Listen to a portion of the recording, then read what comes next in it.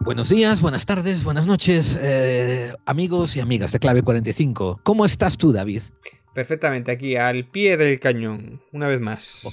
Oh, y tremenda frase tuya, tremenda muletilla de al pie del cañón, sobre todo cuando hablamos de un tema como el que vamos a hablar hoy. Hoy vamos a hablar de la situación actual de El Salvador y sobre todo, no solamente la situación actual, sino cómo llegó a esta situación. Y ustedes dirán, vaya Gerald, yo no sabía que había una situación en El Salvador. Bueno, precisamente, eso es lo que nos vamos a enfocar hoy, ¿verdad, David? Sí, ahí vamos a hablar de uno de estos países de Centroamérica que, bueno, pues que muchas veces no están en el centro de la geopolítica mundial y vamos a ver cómo relacionar la historia de otros países que nos va a recordar mucho a nuestra propia historia. Es como un deje, como, uy, estas trampas también las hacen aquí. Exactamente, exactamente, porque el objetivo principal de hacer este análisis sobre la historia y la actualidad de El Salvador era eso, era mirar que había cantidad de paralelismos con cómo se maneja la geopolítica y los van a descubrir. Desde luego que nosotros no podíamos hacer este programa por nuestro propio cuenta de riesgo, así a pelo en el pecho, ¿no? Así a descubierta, camisa abierta. Así que nos pusimos en contacto con gente de El Salvador. Es una cosa que, si te fijas, David, lo hacemos muy a menudo. Cuando tenemos que hablar de un tópico, buscamos a alguien que sabe mucho más que nosotros del tópico. Sí, así nos hacen el programa también, eso es algo que nos facilita, ¿eh? Claro, bueno, también así pasamos menos tiempo nosotros hablando. Y nosotros aprovechamos para nuestra amistad con un podcastero que viene precisamente de El Salvador y que le encanta también los temas de misterio, de terror, de conspiración, de leyendas y que tiene su propio programa. Por eso vamos a invitar hoy a un podcaster que también, como yo, funciona con seudónimo. El seudónimo es Arcángel. Y bueno, Arcángel Uriel. Eso sería el nombre y apellidos. Hola Arcángel, ¿cómo estás?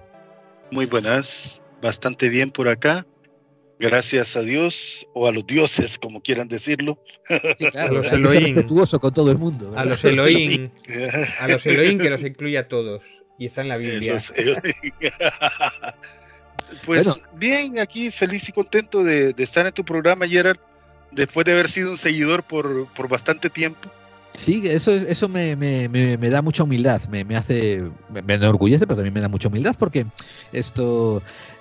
aclaremos primero que Arcángel Uriel es un seudónimo, obviamente tu madre no te bautizó así, pero en segundo lugar tú tienes un programa que se llama La Cripta del Terror y el Misterio y que en estos momentos lo pueden encontrar en iVoox y en otras plataformas. ¿Se me olvida alguna de las plataformas además de iVoox, Arcángel? YouTube también lo tenemos como La Cripta del Terror y el Misterio. También. En YouTube, muy bien. Ajá. En YouTube. Pues ahí tenemos algunos análisis que hemos hecho de otras cosas, pláticas. Más que todo lo estamos haciendo en Twitter, en el espacio que ahora está creado, válgase la redundancia, como espacios de Twitter, donde nos reunimos con gente de El Salvador y de otras nacionalidades a hablar tanto de terror, misterio, conspiraciones y de cosas que dan miedo como la política, la economía. Eso sí, sí, los verdaderos fantasmones, ¿verdad? Eso sí da miedo, de verdad. los vampiros de verdad.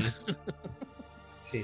Esto, y que conste que Arcángel no lleva, no ha empezado a hacerlo este año, aunque vayan ustedes por iVoox. Arcángel estaba usando una aplicación llamada Hubs, y antes de eso estabas en Periscope también. O sea que tú tienes varios años ya de rodaje haciendo este programa, solamente que cambias de plataforma según te convenga.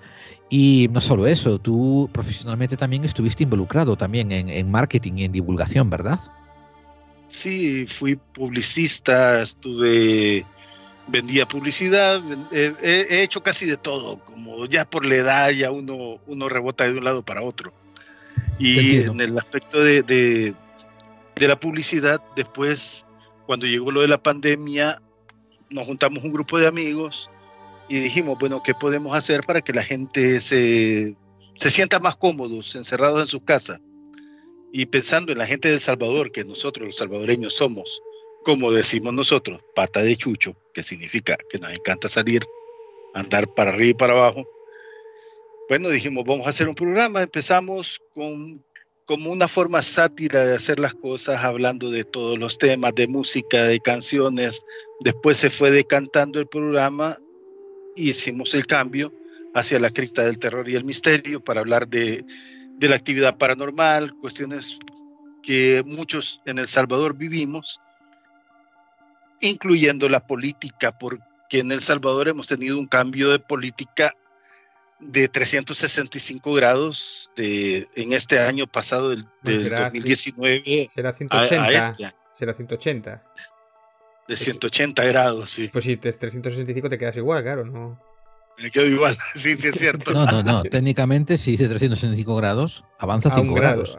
5 grados. Como aquel que dijo, ayer estábamos al borde del abismo. Hoy dimos un paso adelante.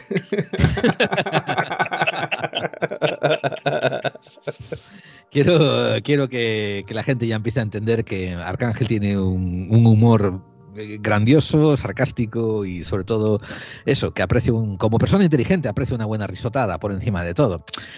A mí me ha invitado a su programa muchas veces, he acudido ahí cantidad de veces, sabes que la gente no lo sabe esto, pero a mí me invitan a programas y yo suelo ir, o sea, yo he recibido cantidad de correos electrónicos diciendo, bueno, ¿me puedes decir cómo promocionar mi programa, no sé qué? Porque yo te invitaría, pero sé que tú no vienes a un programa como el mío. Y yo, joder, ve, no me cierres la puerta antes de dejarme entrar. A ver, a mí si me invita Luis Carlos Campos, pues me lo pienso, pero normalmente sí, joder. O sea, no, bueno, yo también, por ejemplo, si invita a alguien que yo considero que es más pernicioso que bueno, ¿no? Pues tener una conversación pre-programa para que después eso no salga al aire, ¿no? Y así que nos ponemos los puntos sobre las sillas. O a trolear ahí, si me invita David Pacerista o alguno de estos. No, es que David, yo eso no voy, no iría, ¿no? A estallarle un programa, ¿no? Pero le diría, mira, yo no estoy de acuerdo contigo en esto y si quieres hablamos de esto al aire. Por ejemplo, le diría, no lo prepararía. Ya. En general, yo veo que alguien está saliendo con un programa nuevo y tal, y me dice, oye, ¿puedes venir por acá y tal? Pues claro que te voy, hombre. Mientras no me toque pagar a mí, yo voy. O sea, yo recuerdo, voy a meter aquí un poco de cizaña, yo recuerdo que me costó casi un año traerte a mi programa ayer, pero cuando te convencí viniste 3 veces seguidas, eso es verdad. Una vez que entraste... Y te lo conté que no era cuestión de convencerme, era cuestión de tiempo, que no coincidíamos. Y tú me decías, oye, esto, y yo, me toca viajar, oye, me toca cosa de la familia. Eso me pasa también, yo he ido al programa Cripta del Terror, he ido 2 veces, pero es que me toca aquí a las 5 de la mañana y claro. me muero aquí delante, me quedo sobado delante del ordenador. Oye, Arcángel, la Cripta del Terror, ¿a qué hora se escucha en tu zona, en tu zona local? Bueno, es a las 8 de la noche, hora de El Salvador. Estamos hablando que son aproximadamente las 4 de la mañana de España. Correcto. Las 9 de Texas. Sí, señor. Ya los tenemos nosotros controlados. En horario de verano, por supuesto. Desde luego. Porque en horario de invierno es una hora más, acordate. Y mira, la gente que le tenga la curiosidad por unirse a tu programa, escucharte y seguirte, pues tienes una cuenta en Twitter ahora, ¿verdad? Que te podemos seguir en ella. Sí, es @ArcángelUriel3. Ahí me pueden seguir. Ya veo, 1 y 2 ya estaban tomados los cabrones. No, es que tenemos cuentas de respaldo. En El Salvador siempre es bueno tener cuentas de respaldo. Eso es verdad. Porque los políticos, cuando les tocas la llaga, mandan un montón de gente a que te reporten tu cuenta y te botan tu cuenta. Fíjate tú qué punto, Fíjate tú qué punto interesante. No lo sabía. Bueno, y con esto estás dando... Los actuales no mucho. Los pasados eran peores. Los pasados eran peores. Pues mira, eso ha sido la hondanada para empezar a hablar del Salvador. Me encanta cómo nos los dejas así ya en bandeja, Arcángel. Pero mira, nosotros hemos preparado, gracias a ti, todo se ha dicho, Arcángel nos ha puesto en contacto con 2 politólogos y 2 gente que están involucradas, 2 personas que están involucradas en la política y que conocen esto desde un punto de vista casi docente, ¿no? El estado actual y pasado de la política y sociedad de El Salvador, y los vamos a traer a nuestros estudios de la calle Skype para empezar a hacer una tertulia y que nos pongan en un montón de contexto, ¿no?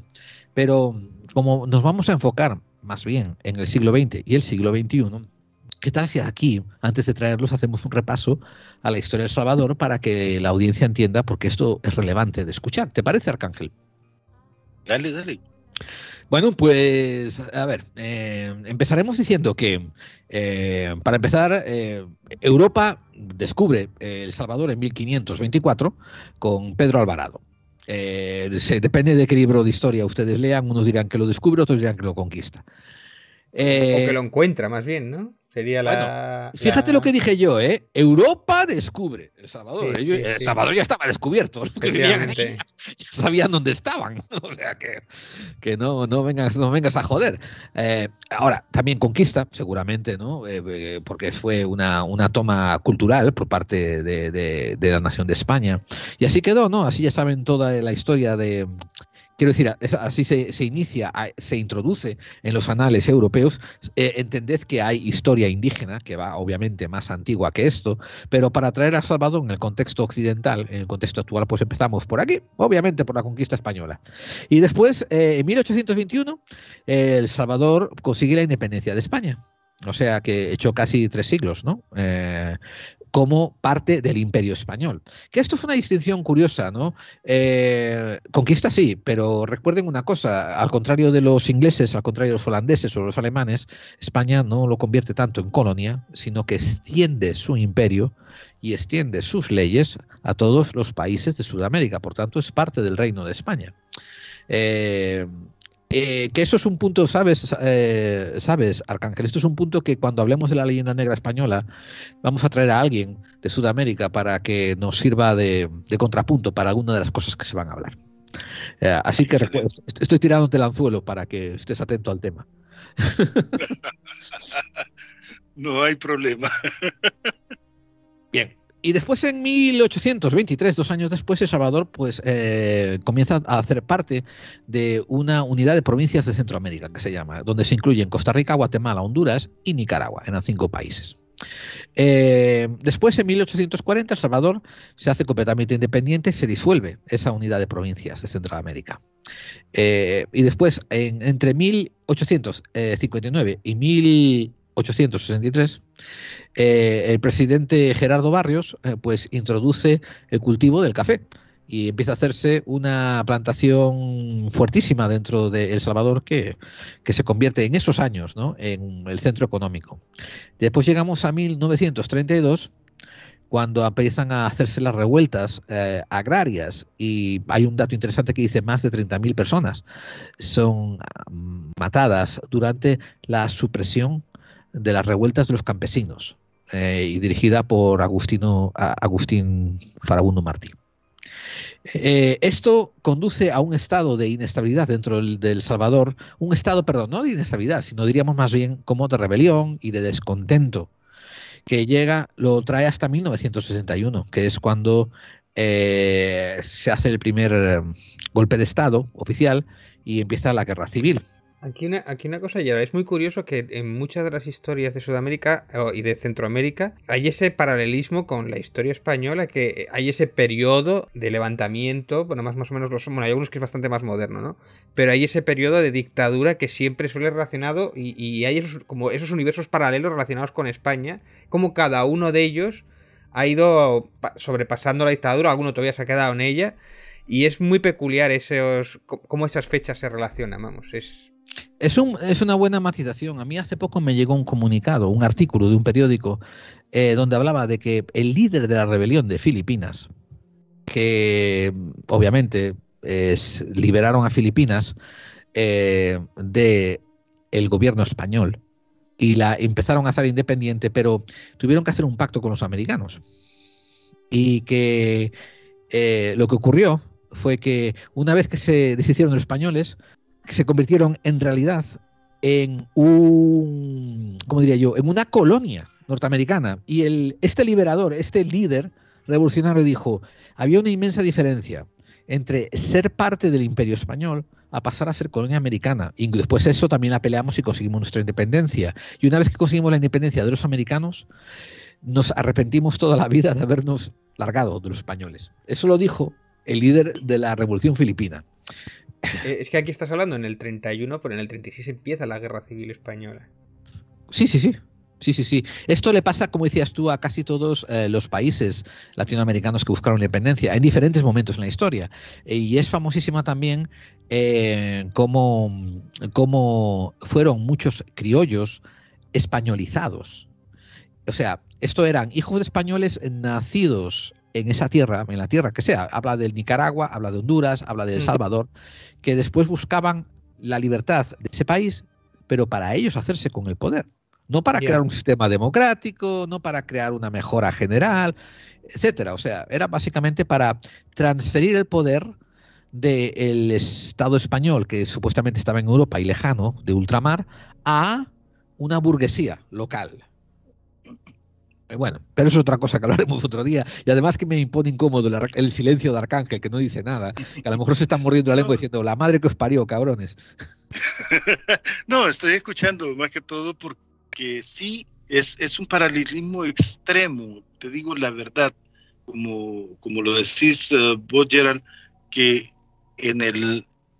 los psicópatas en el poder siguen usando todo siempre la misma metodología en todas partes.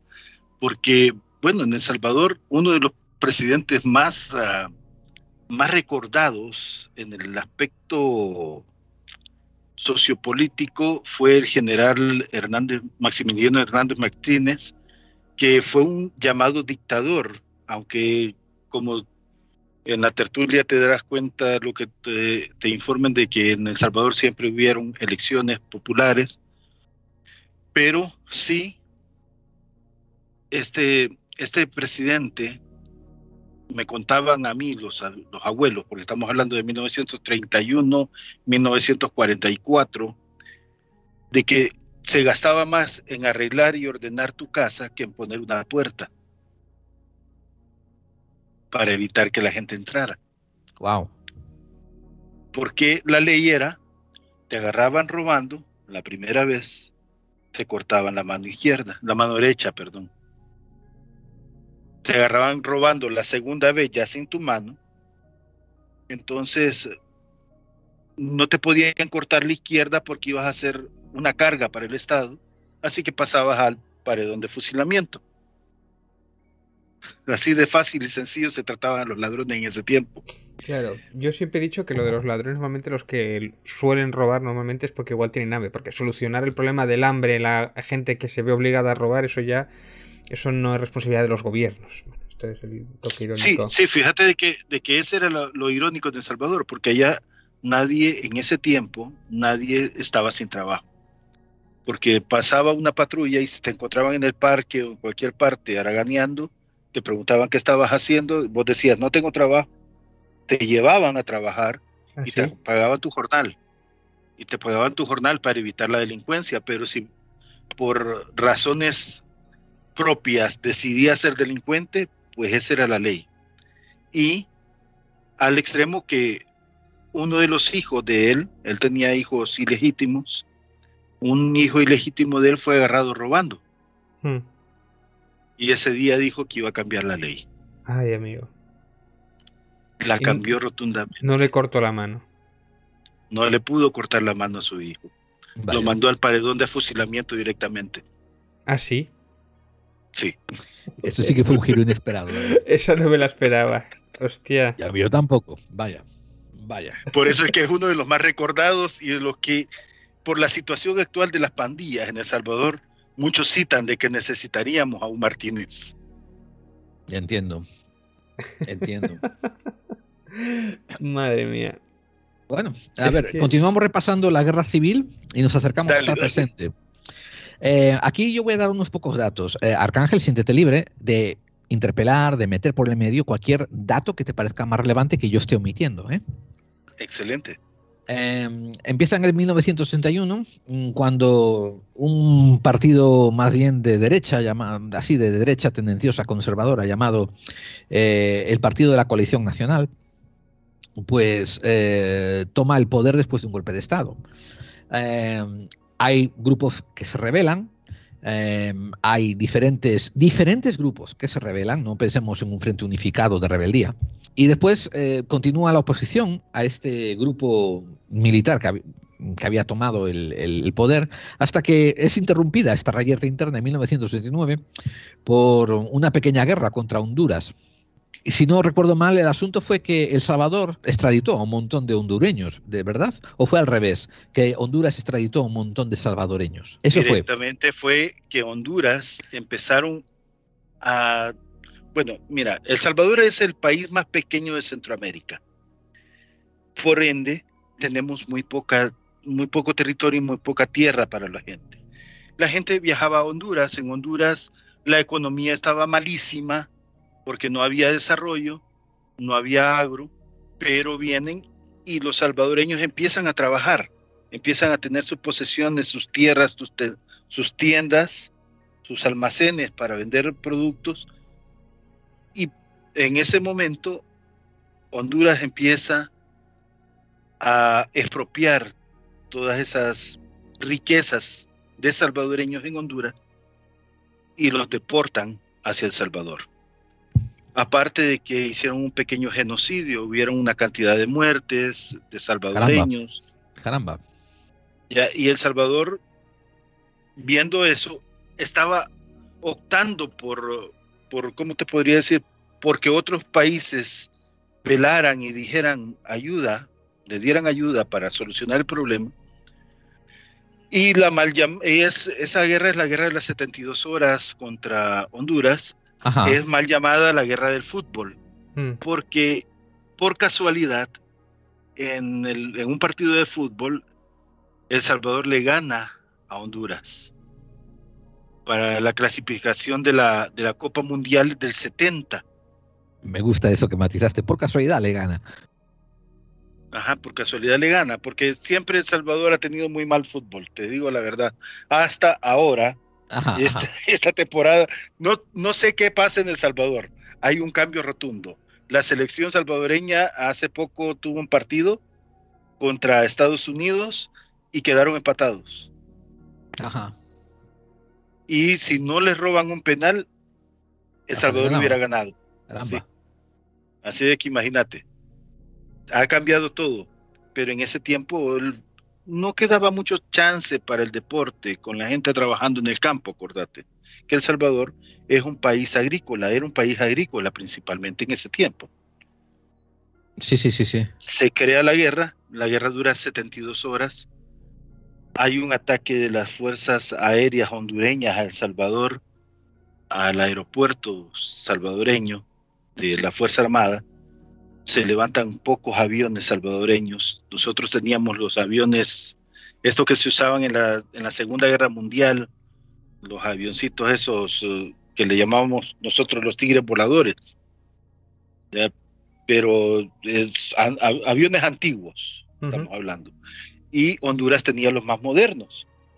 Bueno, pues de esos aviones antiguos se levantaron pocos, pero aterrizaron los mismos que se levantaron, y la tropa hondureña quedó reducida a nada. Esa situación fue bastante caótica, bastante difícil. El Salvador tenía toda la legalidad de poder optar para hacer Honduras una parte del terreno salvadoreño. Las Naciones Unidas, casi recién fundadas, apelaron en contra de eso. Aún hasta hace poco nos quitaron unos pedazos más de tierra para dárselos a Honduras. Pero esa fue la guerra del fútbol, así llamada. Sí, interesante. Muy interesante, en serio. Y también fue una guerra bien corta contra Honduras, ¿verdad? Sí, 72 horas, 3 días. Sí. Llegó el ejército salvadoreño, llegó hasta la capital de Honduras, a Tegucigalpa, bajó la bandera de Honduras y puso la bandera de El Salvador. ¡Wow! O sea que por unas horitas El Salvador conquistó Honduras. Sí, literalmente que sí. Eso no lo sabía, fíjate.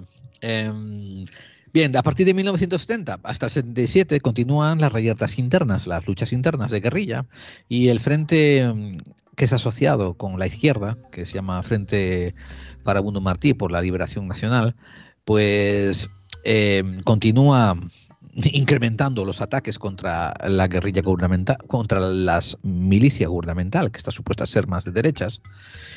Y aquí se producen muchos reportes entre 1970 y 1977 de violaciones de los derechos humanos.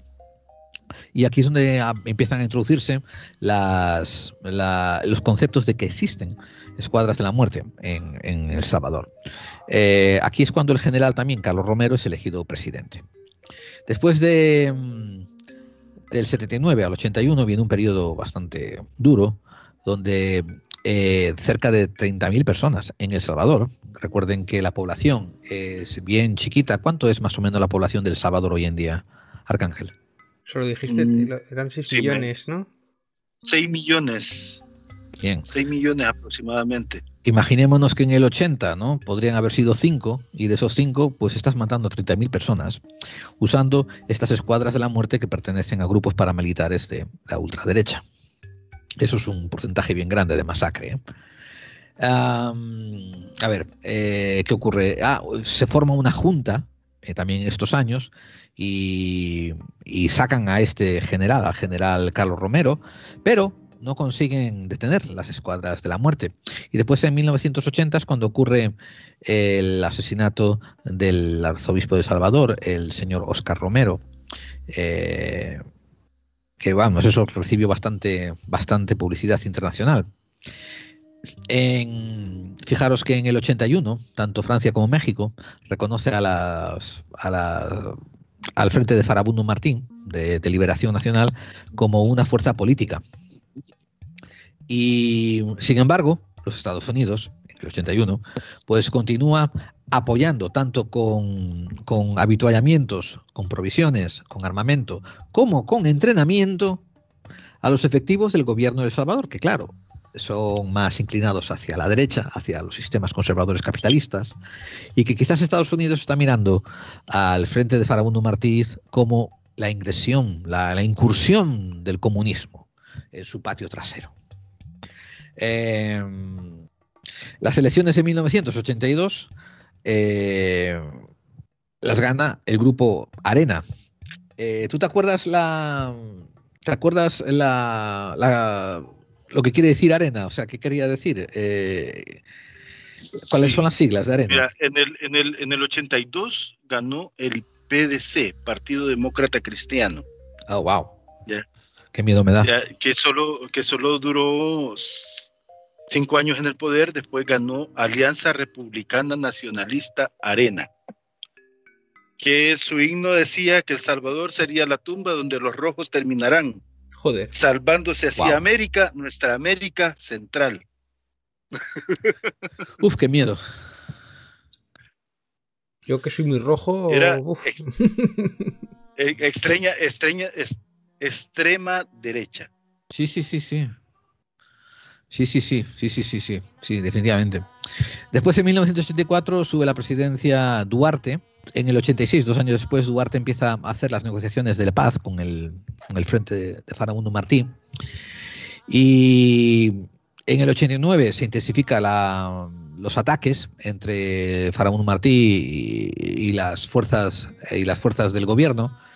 Se intensifican las reyertas, pero se sigue buscando caminos hacia la paz, hasta que esta paz por fin se llega a hacer en 1991, donde se normaliza la paz.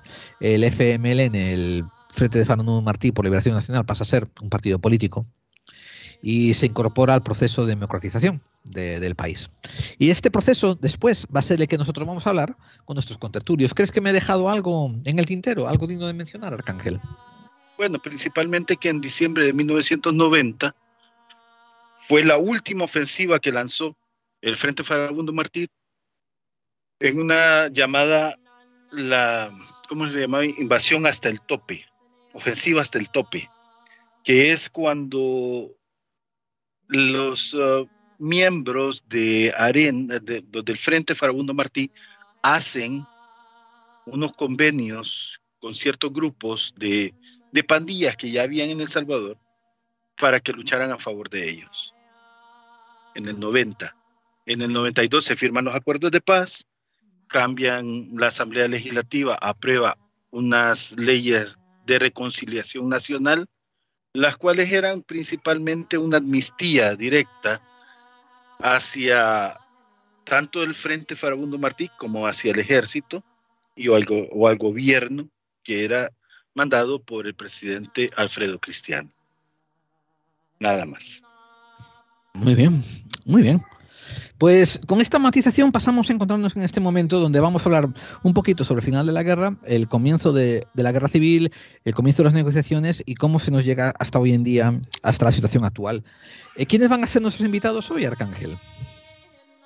Bueno, tenemos a Enrique Ayala Dabú, que es un muchacho que yo conocí cuando él estaba optando por ser diputado para la Asamblea Legislativa actual, pero en El Salvador hay un sistema de que todos los que proponen por un partido pasan a elecciones, que se le llaman las internas.